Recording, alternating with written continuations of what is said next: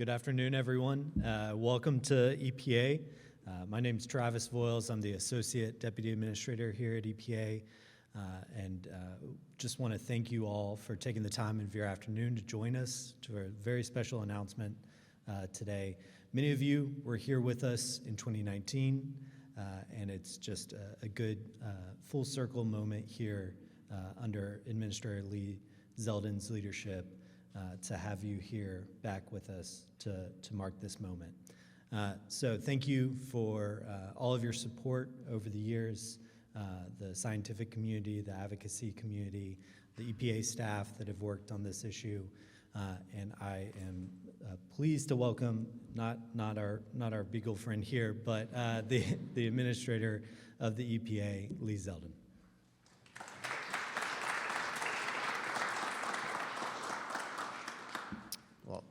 Thank you to Travis Voiles. You know what? I had a flashback. It was about a year ago when the president was first sworn in. Travis was one of the first people here in the building. I had an assignment at one point in the Army where the unit was going through a transition, and there's these different staff officer positions, like they call it an S1, an S2, an S3, S4. Any military veterans would be familiar with these references, and they have different jobs. Someone's in charge of personnel or the mission or intelligence, but because we were so short-staffed, we had one officer who was the unit's S1, S2, S3, S4, S6, and I don't know how he did it. He was amazing at all of those jobs, and this was this is what Travis had signed up for. Unfortunately for him, when he came in, he was not just serving in his position, but for months until our great Deputy Administrator Dave Fatui was confirmed. Travis was serving as our Deputy Administrator as well as so many other responsibilities, and this is something that close to his heart. So it's great to have Travis here, and I thank him for his efforts to bring back a very important initiative here at the agency, something that so many of you here in this room are filled with great pride to see these advancements in the weeks and the months and the years that are ahead, to be able to achieve these goals that we're here to discuss, and the cause that brings us all together. Right after the president was, right after he had nominated me and the announcement came out, I immediately heard from Edie Falco, who I worked with when I was in Congress, and she's very proud, a very proud member of the PETA community, and just instantly talking about this topic and how important it was to be able to bring this effort back. During my time in Congress, I was working very closely with the White Coat Waste, a great organization that has done amazing work to get bills and resolutions and caucuses and public events done, bringing together members in the House and the Senate to get great work done. And the Humane Society, which has changed names to Humane World Action Fund, they have always been there to rally support on both sides of the aisle. One of the resolutions I had supported in Congress was to end the dog meat trade practices in Asia, and the Humane Society at the time did a really good job in helping to rally up so many members of Congress to be able to make that possible. And they actually have a big festival over there in China where it's like 10,000 dogs and cats were murdered, something that us as Americans, you can't even fathom, and it's just it's like a standard practice overseas that is acceptable to them, but it's not acceptable to us. And it's great for us to find opportunities to be able to weigh in on these topics wherever we could. We're joined here by the former EPA Administrator, Andrew Wheeler. And when Andrew was serving here during his time as administrator, he set out a bold goal working with political and career staff here at the agency to reduce animal testing. He wanted to completely phase it out of the agency, well, as quickly as possible, set a goal of 2035, and made great progress in achieving those results quickly.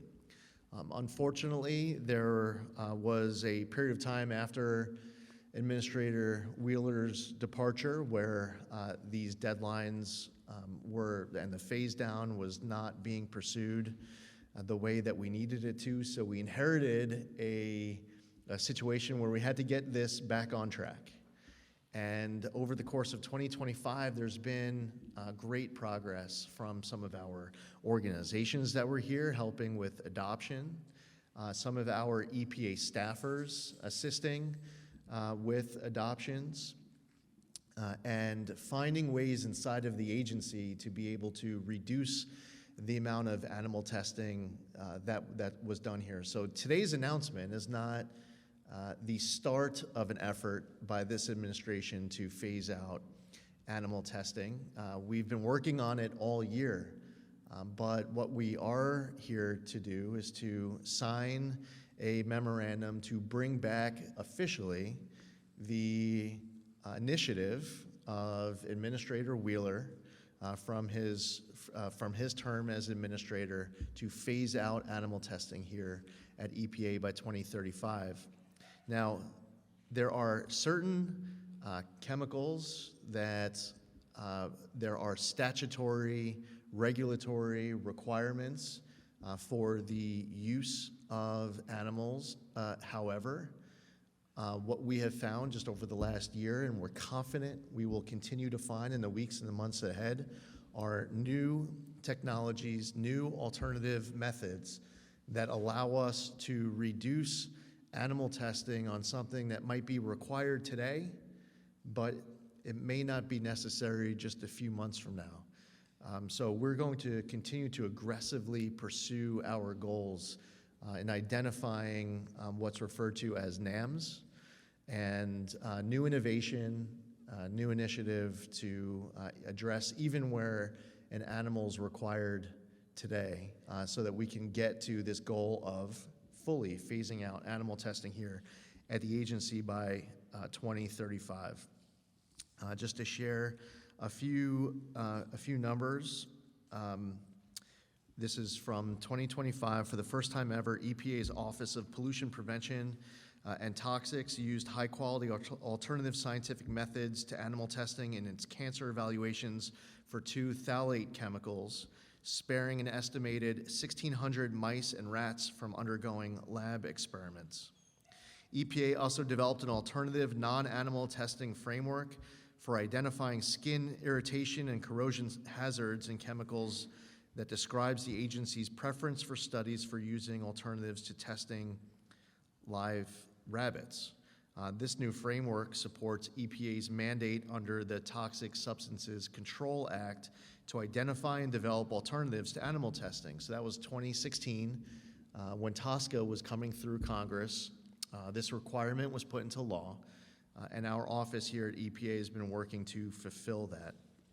On April 28th, EPA initiated the first ever adoption program for animals no longer needed for research purposes at EPA's premier research laboratory in Research Triangle Park in North Carolina, which houses numerous agency scientists. Several animals, including 2 rabbits, no longer needed for research purposes, have been adopted by staff affiliated with EPA's Research Triangle Park.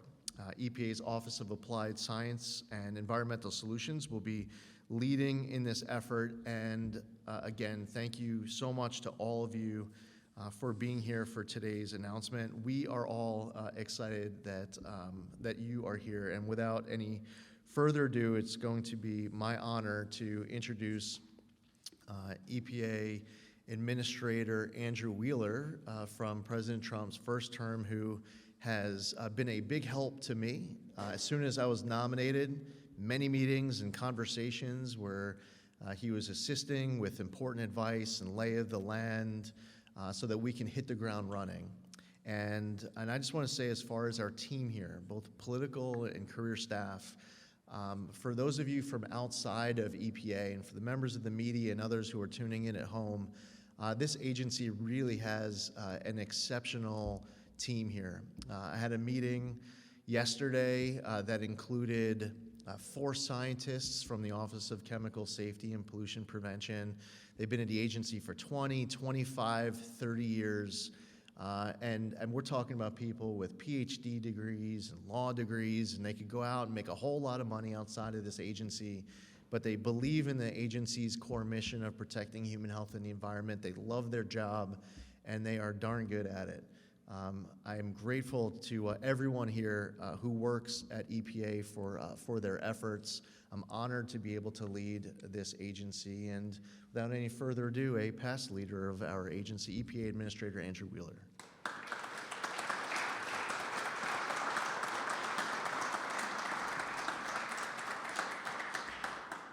Thank you, everyone, and it's great to be back home again. In just a couple of minutes, I'd like to go in reverse chronology. First, I want to thank Administrator Lee Zeldin for his leadership and for reinstating the ban, and his leadership on this issue, which goes back, as he said, years. It is the right thing to do. And Administrator, with everything you have planned over the next 3 years, I think you're going to get tired of hearing people telling you you're doing the right thing, because you're going to be hearing it a lot over the next 3 years. In 2023, the Biden administration, through its ORD political leadership, removed the dates, including 2035, from our phase-out, saying that the science isn't there yet. Unless you set deadlines, you will never reach your goal, and the goal becomes meaningless. In 2019, when I set the policy, I was actually attacked by some of the environmental groups. In fact, I'll name them. No longer the administrator, I can do that. The Union of Concerned Scientists and NRDC both said that I was doing it on behalf of the chemical industry. One environmentalist told the press that I must have been bought and paid for by the industry. In 1987, however, I wrote an op-ed in my college newspaper in honor of my mother, where I called for the phasing out of animal testing. I want to assure everyone that I got through college on scholarships and loans with no contributions from the chemical industry. And while I have always practiced long-term professional planning, I was not planning in 1987 that I would be EPA Administrator 32 years later. Phasing out and banning animal testing is challenging, and it won't be easy, but it is the morally correct thing to do.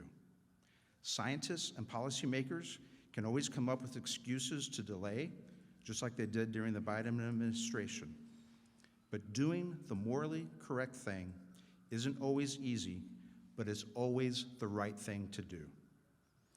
And if anyone would like to work with me to codify this in legislation so that future administrations won't backtrack, and yes, I'm looking at you, Justin, I'm happy to work on that, just let me know. Gandhi said, "The greatness of a nation can be judged by the way its animals are treated." And we're making incredible progress here today. Again, thank you, Administrator Zeldin, for your leadership on this issue. And now it's my honor to introduce Justin Goodman from the White Coat Waste Project. I happily serve on the advisory board for White Coat Waste. They do incredible work. If you aren't familiar with the organization, please get to know them. Justin.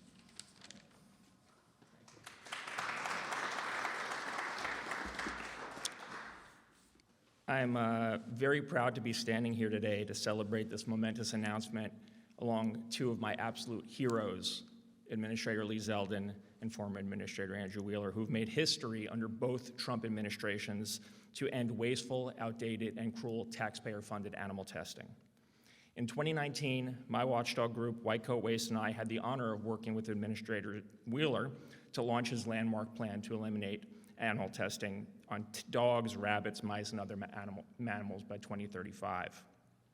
Administrator Wheeler's visionary plan to cut EPA animal testing by 30% by 2025, which I believe this goal has now been met under Administrator Zeldin, and eliminate it entirely by 2035 marked the first time in history that a federal agency set a hard deadline to end animal testing.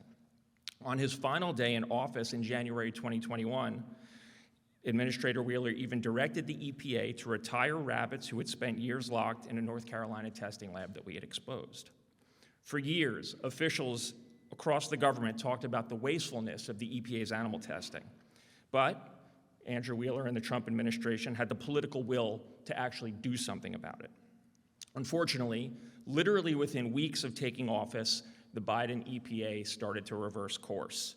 They refused to adopt out the rabbits that Andrew had ordered to be retired, and they killed them instead. Environmental groups pressured the Biden EPA to scrap the phase-out and expand animal testing, literally saying that it needed to be done for environmental justice reasons, and that is a quote.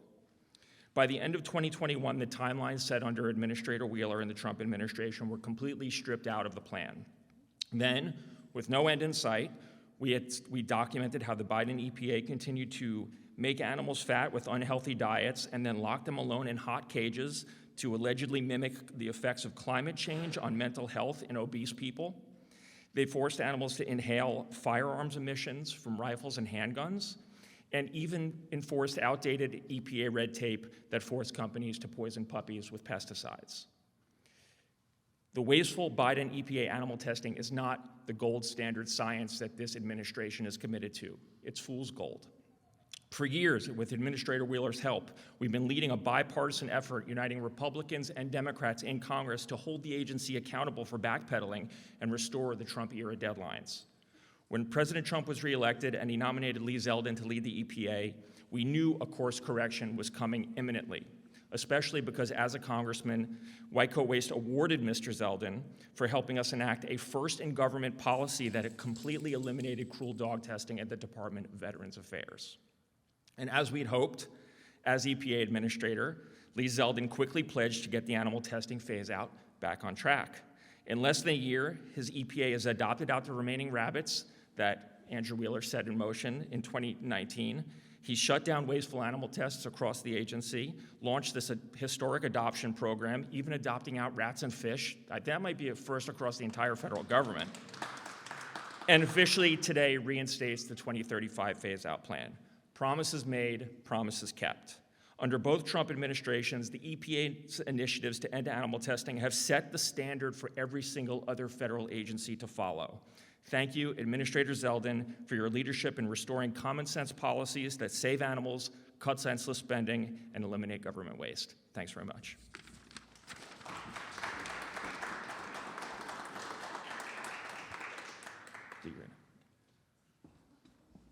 I will welcome up Sarah from the Humane World Action Fund. Thank you. Really appreciate it.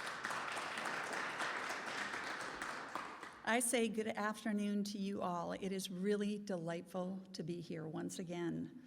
Administrator Zeldin, this recommitment is meaningful to Americans across the board, not just animal protection advocates, but the scientists who toil away to ensure that these new methods are actually brought to the federal agencies and uptaken by the regulated industries.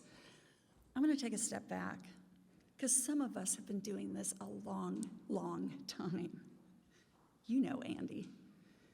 About 30 years ago, EPA was rolling out something it called the High Production Volume Chemical Program.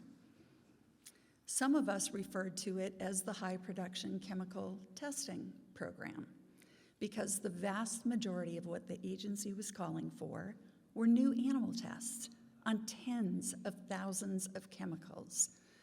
And from our perspective, it was the first opportunity to actually engage with that administration and with EPA, have a sit down and have a series of discussions in an honest way about what new methods could be utilized to replace some of that animal testing. By gosh, we were successful. In 2000, an agreement was rolled out, and if it hadn't been for our friends in the chemical industry joining with animal protection advocates, it's likely it wouldn't have happened. But we know to date that it's reduced by tens of thousands the numbers of animals used in that program. Now that's just reduction. I call it our reduction in animal testing phase. Then we move on to 2016. We had an opportunity to work with various stakeholders in a bipartisan fashion, led by many of the people in this room, to reauthorize the Toxic Substances Control Act. And there is landmark statutory language within that act that calls for animal testing as a last resort. I call that our last resort phase. And when I think about it, and we know that up to 80,000 chemicals are regulated under TSCA, what we are aware of to date is we are looking at a variety of species of animals, including fish, that have been reduced in terms of the numbers and the types of suffering associated with it. I was very proud that we were able to accomplish that after almost a 2-decade battle. Once again, the last resort phase. 2019, we moved on to something far more exciting for advocates in this room. That's the end of animal testing phase. And that opportunity was presented to us, as we well know, by Administrator Wheeler, in a strong statement tied to concrete deadlines, because he's right. Nothing good ever happens if you don't attach it to a deadline. We know how the federal government works. It's critically important to do so. Here we are. Once again, back on track. We have an opportunity now to stick to that deadline and really end animal testing in the best possible way here at the agency. But I also see something bigger, Administrator. I would like you to consider spearheading a Trump administration task force.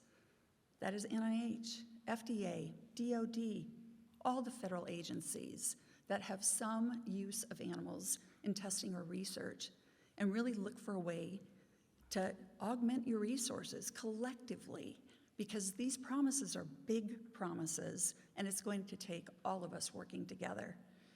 My last sort of shout out is to your team. Many of us have worked with many of you in this room for literally decades at this stage. Your hunger to end animal testing and promote what is superior science is the crux of the work that we do collectively. And I couldn't be more excited on behalf of the Humane World for Animals and Humane World Action Fund. Thanks for getting us back on track. Let's end animal testing now. Thank you.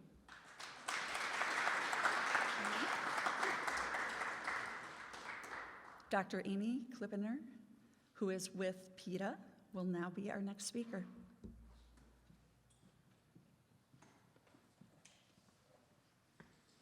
Great, thank you so much, Sarah, and thank you for the invitation to be here today and to say a few words. As Sarah said, my name is Amy Klippinger. I head up regulatory toxicology at People for the Ethical Treatment of Animals, or PETA. Some of you might not know that we have a regulatory toxicology department, but we do. And we've been partnering with the EPA for decades now. The EPA has been a leader in advancing reliable and human-relevant non-animal testing approaches, and today's commitment sets a clear direction for the agency and its stakeholders to prioritize the best available science, meaning non-animal science that is reproducible, fit for purpose, and predictive, and that can enhance the quality of chemical assessments to better ensure protection of humans and our environment. This commitment is essential, especially when considering that each year, tens of thousands of animals are used in toxicity testing conducted just to meet EPA requirements. Fortunately, advances in science and technology have provided opportunities to use modern non-animal approaches built on human biology and mechanistic information, many of which have been already shown to be equal to or more predictive than the animal tests that were developed more than half a century ago. Today, the EPA acknowledges that progress and sends a signal that companies can confidently bring forward non-animal data. And by releasing new guidance on non-animal skin irritation methods, the EPA has underscored that this commitment is not just words, it is taking action. PETA scientists have been proud to support and accelerate this work. We've collaborated with EPA experts to co-author scientific publications that have helped replace the use of rabbits in eye irritation tests, birds in dietary studies, and rats and mice in cancer tests. We've co-hosted online and in-person trainings on how to properly apply non-animal toxicity testing approaches. These are the kinds of partnerships that move the field forward, and they demonstrate what's possible when scientists and regulators work together towards shared goals. Today's commitment sets clear expectations, and its impact will grow as additional actions follow. We look forward to continuing to work alongside the EPA, helping advance reliable and relevant non-animal methods that protect people, animals, the environment, while strengthening chemical assessments in the United States. Thank you.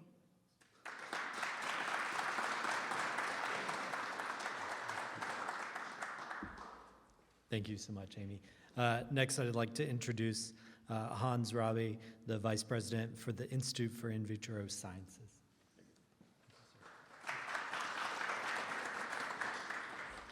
Yeah, good afternoon. I'm happy to have an opportunity to share some thoughts here. First, the Institute for In Vitro Sciences, the organization that I work for, has spent over nearly 30 years validating test methods, developing them, implementing them, using them in a day-to-day basis to help bring new products and chemistries to the marketplace without the use of animals in any shape or form. And we are very confident there are emerging technologies as well that we'll use in the future to replace animals in product and chemical safety testing. So we applaud the EPA for their plans announced today here to increase the reliance on new approach methodologies, or NAMs, which from our own work we know are often more reliable and human relevant than the animal tests. A good example are the human cell-based methods for skin irritation assessment.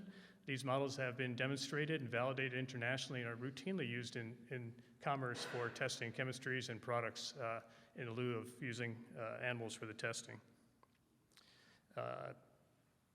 We've had longstanding collaborative interactions with EPA scientists, ensuring that mutual confidence in these test methods could be established. We've done that with exchanges of technology and sharing of different test methods in our laboratory. Accordingly, we're encouraged to hear that the agency plans to pursue the use of several types of NAMs, or new approach methodologies, in its chemical assessments. We urge the regulated industry to follow the agency's lead and use available NAMs wherever possible. And during the transition, we would be pleased to continue to serve as a resource to the agency to provide our expertise, as well as to the industry, providing technical information and data interpretation, education, and training assistance, as well as providing downstream method evaluations and data interpretations as these methods are being implemented and used by reviewers.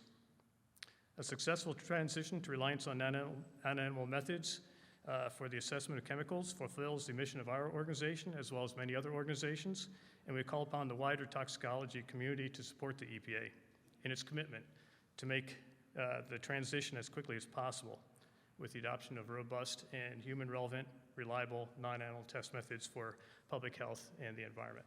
Thank you.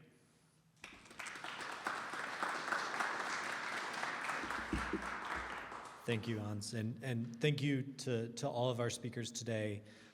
Once again, I appreciate you taking the time to come share the story and be with us for these next steps. At this time, I'll invite the administrator up to sign the memo that the EPA has reaffirming this commitment, in addition to our speakers, as well as Oliver here, who is a rescued beagle that most of you heard during most of the event.